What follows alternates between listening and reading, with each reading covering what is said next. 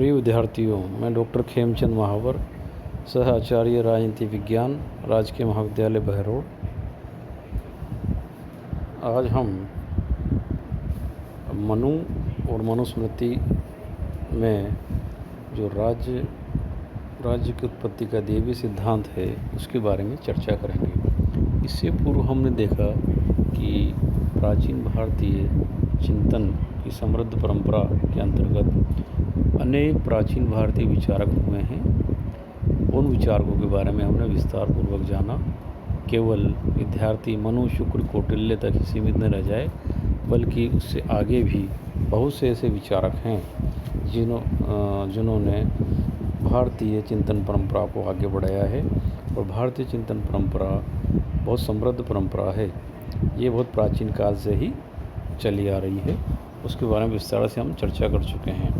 तो उसी संदर्भ में आपके पाठ्यक्रम में जो पहला विचारक हैं, पॉलिटिकल थिंकर है मनु और मनुस्मृति। तो उसमें जो कुछ बातें कही गई हैं, जो कुछ बातें बताई गई है, उसके बारे में हम आज चर्चा करेंगे। सर्वप्रथम हम मनु के बारे में जानते हैं कि मनु कौन थे। प्राचीन भारतीय चिंतन का अध्ययन करें तो ये पाया जाता है कि मनु भारतीय सभ्यता के सूत्रधार थे, भारतीय सभ्यता के प्रवर्तक थे। शतपथ ब्राह्मण में और जयशंकर प्रसाद की कामायनी में जल प्रलय या जल प्लावन की घटना का उल्लेख किया गया है। इस घटना के अनुसार पृथ्वी पर आरंभ में जल प्रलय की घटना हुई, अर्थात सर्वत्र जल प्रलय की घटना हुई, जिसमें केवल मनु शेष बचे थे। उन मनु के माध्यम से ही या मनु के द्वारा ही आगे समाज की उत्पत्ति होती है, समाज का विकास होता है। सरल शब्दों में कहा जाए तो समस्त भारतीय संतति मनु की उपज है। मनु हमारे पितामह कहे जा सकते हैं। अब बात आती है कि जब जैसे जैसे धीरे धीरे परिवार बना, परिवार से कुटुंब बना, कुटुंब से कबीला, कबीला से समाज, समाज से राज्य का जो विकास हुआ, उस प्रक्रिया में या उस प्रक्रम में हम राज्य के सिद्धांत का अध्ययन कहाँ करें। अर्थात ये कहा जाता है कि मनु ने मनुस्मृति नामक पुस्तक की रचना की, जिसके 3 नाम बताए गए हैं: मनुस्मृति, मानव धर्मशास्त्र और मनु संहिता। ये माना जाता है कि ये मनुस्मृति की रचना है। किंतु विद्यार्थी थोड़ा ध्यान दें या अपने विवेक से कार्य करें या अपनी अध्ययनशीलता का परिचय देते हुए ये सोचें कि पृथ्वी का जो पहला व्यक्ति था वो मनु थे। तो स्वाभाविक है, जब मनु पृथ्वी के प्रथम व्यक्ति होंगे, उस समय समाज का अस्तित्व में आना स्वाभाविक नहीं था। अर्थात अनेक वर्ष समाज को अस्तित्व में आने में लगे होंगे। अर्थात परिवार से कुटुंब, कुटुंब से समाज और समाज से राज्य बनने में अनेक वर्ष लगे होंगे। इसलिए जो प्रथम मनु थे, जिसको हम भारतीय सभ्यता के प्रवर्तक कहे जाते हैं, वो मनुस्मृति के लेखक नहीं हो सकते। यानी कि मनुस्मृति के जो चिंतक है वो प्रथम मनु नहीं हो सकते। इसलिए माना जाता है कि धीरे धीरे आरंभ में समाज शांतिपूर्वक रहता था, छोटा था और कंदमूल फल खा के आराम से गुजारा करता था। धीरे धीरे जब समाज बढ़ने लगा, लोगों की संख्या बढ़ने लगी तो लोगों के मन में एक स्थान पर बाड़ा बनाकर, एक स्थान पर घर बनाकर रहने लगे। वो खेती करने लगे, उनका लगाव उस खेत से या ज़मीन से होने लगा। ऐसे में प्रत्येक व्यक्ति अपनी अपनी बाड़ियाँ या बाउंड्रियाँ बनाने लगे। धीरे धीरे उनमें वैमनस्य पैदा हुआ, अर्थात जो शक्तिशाली था वो निर्बल को सताने लगा। यूँ कहें कि निर्बल परिवार था या निर्बल व्यक्ति था, उसकी हिस्से की अच्छी ज़मीन वो हड़पने लगा। अर्थात पृथ्वी पर एक मत्स्य न्याय उत्पन्न हो गया, अर्थात बड़ी मछली छोटे मछली की जिस प्रकार से खा जाती है, उसी प्रकार शक्तिशाली व्यक्ति निर्बल व्यक्ति को सताने लगा। ऐसे में जैसे कि शतपथ ब्राह्मण में कहा गया है और अनेक भारतीय ग्रंथ हैं, उनमें कहा गया है कि ऐसी स्थिति में लोग ब्रह्मा के पास गए और ब्रह्मा से प्रार्थना की। देखिए, ब्रह्मा भी एक भारतीय प्राचीन परंपरा में एक बहुत बड़े करैक्टर हैं या बहुत बड़े चरित्र हैं या प्रथम विचारक कह सकते हैं उनको। तो जब भी सृष्टि की उत्पत्ति होती है या सृष्टि की उत्पत्ति से संबंधित या राज्य की उत्पत्ति से संबंधित, राज्य की उत्पत्ति से संबंधित कोई भी सिद्धांत का आरंभ होता है, तो हमें कहीं न कहीं माइथोलॉजी का, आदर्शवाद का, मिथकों का और अनुमान का सहारा लेना पड़ता है। उस दृष्टिकोण से जब सृष्टि के उत्पन्न होने की बात आती है, राज्य के विकास की बात आती है, तो तत्कालीन समय में जो लोग थे, जो परस्पर वैमनस्य के कारण परेशान थे, वो ब्रह्मा के पास गए। ब्रह्मा ने उन्हें 1,00,000 श्लोकों का एक ग्रंथ बनाकर मनु को दिया और उन्होंने कहा कि मनु आपके राजा होंगे। तो इस प्रकार से मनु के कथन से ही राजा की उत्पत्ति हुई है। यानी कि भारत में, प्राचीन भारतीय चिंतन परंपरा में यदि हम कहें कि सबसे पहले राजा अस्तित्व में आया या राज्य अस्तित्व में आया, तो ये कहेंगे कि राजा और राज्य दोनों एक साथ अस्तित्व में आए।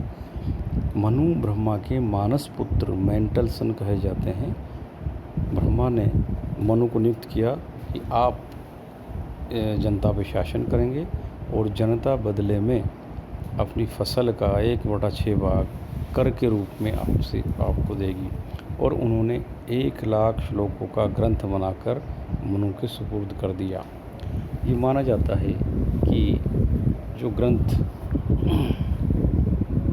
मनु को दिया गया था, वो धीरे धीरे अनेक विद्वानों के अध्ययन से होकर गुजरा। यानी कि ब्रह्मा ने मनु को दिया, मनु ने देवर्षि नारद ने से वो मार्कंडेय जी के पास आया, उसके बाद सुमति भार्गव जी के पास आया, फिर भृगु के पास आया। तो ऐसा माना जाता है कि मानव धर्मशास्त्र भृगु प्रोक्त है, हालांकि वो मनु की रचना है, किंतु भृगु जो अंतिम ऋषि हुए, उन्होंने उसका संकलन या लेखन किया है। यहाँ एक प्रश्न ये भी उठता है कि जब मनु पृथ्वी के प्रथम व्यक्ति थे, तो वो लेखक कैसे हो सकते हैं, और वर्तमान में मनुस्मृति को मनु की रचना क्यों माना जाए। तो इसके संबंध में ये तर्क दिया गया है कि प्राचीन काल में मनु एक विद्वान पुरुष की उपाधि स्वरूप होती थी। तो मनु की संतानों ने या मनु के शिष्यों ने इस ग्रंथ की इसका संकलन या रचना की होगी। तो ऐसा माना जाता है किसी पश्चातवर्ती मनु ने मनुस्मृति की रचना की है। तो इस प्रकार से मनुस्मृति अस्तित्व में आई। अब मनुस्मृति में क्या है? मनुस्मृति में 12 अध्याय माने जाते हैं और लगभग उसके अंतर्गत 2,696 श्लोक भी माने जाते हैं। मनुस्मृति का जो आरंभिक जैसा कि बताया गया है कि आरंभ में मनुस्मृति में 1,00,000 श्लोक थे। वर्तमान में जब इसकी संख्या पूछी जाती है तो 12 अध्याय या 2,694 श्लोक माने जाते हैं। मनुस्मृति पश्चातवर्ती मनु की रचना मानी जाती है। विद्यार्थी यहाँ ये भी ध्यान दें कि पृथ्वी का प्रथम व्यक्ति मनु थे, पृथ्वी का प्रथम राजा मनु थे, पृथ्वी का प्रथम जज मनु थे, और पृथ्वी का जो प्रथम लेखक कहें तो वो भी मनु थे। तो ये जो मनु हैं, पृथ्वी का प्रथम व्यक्ति से लेकर आगे तक के, ये सभी पश्चातवर्ती मनु या गुरु शिष्य परंपरा के अंतर्गत अस्तित्व में पश्चातवर्ती मनु माने जाते हैं। तो इस प्रकार से ब्रह्मा ने मानस पुत्र मनु के माध्यम से राजा और राज्य की उत्पत्ति एक साथ की। अब विद्यार्थियों को यहाँ भी बताना चाहूँगा कि राजनीति विज्ञान में राज्य की उत्पत्ति कैसे हुई है या राज्य की उत्पत्ति के कौन कौन से सिद्धांत है। तो विश्व में अलग अलग प्रकार के सिद्धांतों की अवधारणा इसमें दी गई है। थोड़ी सी चर्चा हम उन अन्य सिद्धांतों की भी कर लें, क्योंकि हम राज्य उत्पत्ति के देवी सिद्धांत की चर्चा करेंगे, क्योंकि मनु ने मनुस्मृति में राज्य की देवी उत्पत्ति के सिद्धांत की बात कही है। तो सबसे पहले हम मूल बिंदु पे आते हैं, यानी कि मनु का जो देवी सिद्धांत है वो क्या है उसके बारे में जान लेते हैं। जैसा कि नोट्स में आप देख रहे हैं कि मनु ने राज्य की देवी उत्पत्ति का सिद्धांत का प्रतिपादन किया। अब इसके क्या मायने होते हैं? राज्य की देवी उत्पत्ति के जो मुख्य रूप से कहें तो 4 सिद्धांत माने जा सकते हैं, यानी कि राज्य की उत्पत्ति ईश्वर द्वारा, राजा और राज्य की उत्पत्ति एक साथ हुई है, राजा संप्रभु है, राजा वंशानुगत अर्थात राजतंत्रात्मक व्यवस्था इसमें विद्यमान है। तो राज्य उत्पत्ति का जो प्रथम सिद्धांत है या नियम है कि राजा की उत्पत्ति ईश्वर के द्वारा की गई है, यानी कि देवी उत्पत्ति के सिद्धांत का जो प्रथम सिद्धांत है या प्रथम नियम है या प्रथम विशेषता है कि वो राज्य ईश्वर द्वारा बनाया गया होता है। ईश्वर राजा और राज्य को बनाता है। भारतीय संदर्भ में या मनुस्मृति के संदर्भ में कहें तो ब्रह्मा ने राजा को बनाया, राजा को नियुक्त किया और प्रजा से कहा कि ये तुम्हारा शासक होगा। तो इस संदर्भ में मनु के अनुसार प्रथम शासक मनु थे, यानी कि प्रथम राजा मनु थे। और चूँकि मनुस्मृति में राजा की उत्पत्ति की गई है, राज्य की उत्पत्ति पहले हुई है, राज्य की उत्पत्ति बाद में या साथ साथ गई है, कि जैसे ही राजा अस्तित्व में आता है राज्य स्वतः ही अस्तित्व में आ जाता है। इसलिए कहा जा सकता है कि king and state is twins of origin of state. तो राजा और राज्य जुड़वा, इनकी उत्पत्ति जुड़वा के रूप में हुई है, यानी कि एक साथ अस्तित्व में आए हैं। दूसरी देव उत्पत्ति के सिद्धांत की जो प्रमुख विशेषता है वो राजा की संप्रभुता की है। मनुस्मृति में कहा गया है कि राजा जो है वो संप्रभु होगा। यदि शासन पर एक बालक भी राजा के रूप में विद्यमान है तो समस्त जनता को उस बालक की आज्ञाओं का पालन करना होगा। अर्थात मनुस्मृति में जनता को राजा के विरुद्ध विद्रोह का अधिकार नहीं दिया गया है। यद्यपि उसमें कहा गया है कि राज्य में प्रथम स्थान दंड का होगा और राजा का स्थान द्वितीय होगा, किंतु जब गहराई से अध्ययन करते हैं और हम ये देखने का प्रयास करते हैं कि दंड धारक कौन होगा, दंड का प्रवर्तक कौन होगा, तो अंततः इस निष्कर्ष पर पहुँचते हैं कि राजा ही दंड का प्रवर्तक होगा। इसलिए मनु ने राजतंत्रात्मक शासन व्यवस्था की स्थापना की है। राजतंत्रात्मक शासन व्यवस्था का अर्थ यही है कि राजा सर्वोपरि होगा और जो राजा है वो वंश परंपरा के आधार पर चुना जाएगा। अर्थात राजा का पुत्र राजा और फिर राजा के पुत्र का पुत्र राजा, तो वंशानुगत आधार पर राजा का चयन होगा। तो राज्य उत्पत्ति के सिद्धांत की जो मूल विशेषता हैं वो यही है कि राजा और राज्य ईश्वर का प्रतिनिधि है। राज्य को ईश्वर ने बनाया है, राजा को ईश्वर ने भेजा है और राजा की आज्ञाओं का पालन समस्त जनता को आंख बंद करके करना पड़ेगा। मनु का शासक संप्रभु है। यदि एक बालक भी राजगद्दी पर बैठता है तो उसकी आज्ञाओं का पालन जनता को करना होगा। राजा वंश परंपरा के आधार पर चुना जाएगा। ये मनुस्मृति में राज्य उत्पत्ति के देवी सिद्धांत की मुख्य विशेषताएं हैं। इसके अतिरिक्त विद्यार्थियों को थोड़ा यह भी ज्ञात होना चाहिए कि इसके अतिरिक्त भी दैवीय सिद्धांत के अनेक सिद्धांत राज्य उत्पत्ति के अनेक सिद्धांत अस्तित्व में आए हैं, जैसे सामाजिक समझौते का सिद्धांत, विकासवादी सिद्धांत, शक्ति मूलक सिद्धांत, परिवार का सिद्धांत। संक्षेप में बताना चाहूँगा कि राजनीति विज्ञान का जो आरंभ होता है वो राज्य से माना जाता है कि आरंभ और अंत राज्य से है, जैसे कि गार्न ने भी कहा है। तो उस दृष्टि से देखें कि राज्य का जन्म कैसे हुआ, तो सबसे पुराना, सबसे प्राचीन सिद्धांत राज्य उत्पत्ति का दैवीय सिद्धांत है। उसके बाद 16वीं-17वीं सदी में दैवीय उत्पत्ति के सिद्धांत का खंडन किया गया और सामाजिक समझौते का सिद्धांत अस्तित्व में आया, अर्थात हॉब्स, लॉक, रूसो ने सामाजिक समझौते के सिद्धांत का प्रतिपादन किया। इसको संविदा सिद्धांत भी कहते हैं। तो सामाजिक समझौते सिद्धांत के प्रतिपादकों का मानना था कि दैवीय उत्पत्ति का सिद्धांत अलौकिक है, अतार्किक है, अवैज्ञानिक है, वो अमूर्त धारणाओं पर आधारित है, इसलिए उसकी कोई वैज्ञानिक प्रमाणिकता नहीं है। इसलिए हॉब्स, लॉक, रूसो ने एक नया सिद्धांत दिया जिसको सामाजिक समझौते का सिद्धांत कहा गया।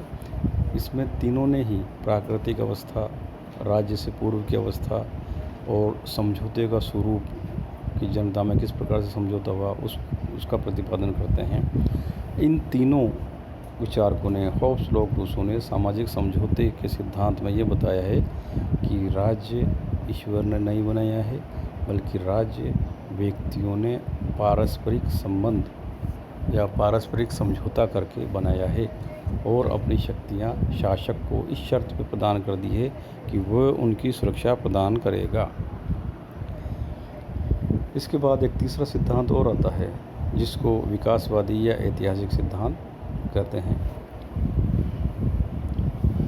तो विकासवादी ऐतिहासिक सिद्धांत जो है वो इस धारणा पर आधारित है कि राज्य की उत्पत्ति ना तो ईश्वर ने की है, ना लोगों ने पारस्परिक समझौते से की है, बल्कि यह लंबे समय से चले आ रहे स्वाभाविक विकास का परिणाम है। इस संदर्भ में गेटेल ने कहा है कि राज्य न तो ईश्वर की रचना है, न श्रेष्ठ भौतिक बल का परिणाम है, न किसी सामाजिक समझौते की उपज है, न ये पितृ प्रधान है, न ये मातृ प्रधान है, प्रणाली का विस्तार है। प्रत्येक अन्य सामाजिक संस्था की तरह राज्य का उदय अनेक स्रोतों तथा अनेक प्रकार की स्थितियों के अधीन हुआ है। ये लगभग अदृश्य रूप से अस्तित्व में आया है। अर्थात विकासवादी सिद्धांत, जो राज्य की उत्पत्ति का विकासवादी सिद्धांत है, वो ये कहता है कि राज्य का जो विकास हुआ है या राज्य जो अस्तित्व में आया है वो अनेक वर्षों के भिन्न भिन्न परिस्थितियाँ जिस प्रकार से बदलती गई, जिस प्रकार से विकास होता गया, उस रूप में ये अस्तित्व में आया है। और इसकी अनेक विशेषताएँ बताते हैं कि जैसे राज्य उत्पत्ति का विकासवादी सिद्धांत कहता है कि ये इसलिए अस्तित्व में आया क्योंकि रक्त संबंध के आधार पर परिवार की इकाइयाँ बढ़ती गई, धर्म के आधार पर परिवार, कबीले एक साथ रहने लगे और एक सी जीवन शैली उनकी बनती गई, शक्ति और बल के आधार पर भी ये बनती गई। अर्थव्यवस्था अर्थात जीवन स्थिर होने के बाद अनेक साजो सामान, व्यवस्था, आर्थिक क्रियाकलाप होते गए राजनीतिक चेतना के कारण। तो मूल रूप से 5 आधारों के कारण इस राज्य की उत्पत्ति का विकास हुआ है। विकासवादी सिद्धांत जो है अपने 5 मुख्य बिंदु बताते हैं। पहला रक्त संबंध, दूसरा धर्म, तीसरा बल, चौथा अर्थव्यवस्था और 5वां राजनीतिक चेतना। तो इनके कारण राज्य का विकास हुआ है, न कि राज्य को ईश्वर ने बनाया है, न ही वो लोगों ने मिलकर बनाया है, बल्कि वो अपने आप बनाया है।